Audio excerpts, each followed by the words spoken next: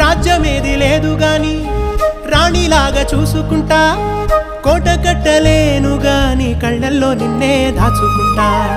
రాత ఎట్లా రాసి ఉన్నా ఆ మార్చి నీతో రాసుకుంటా.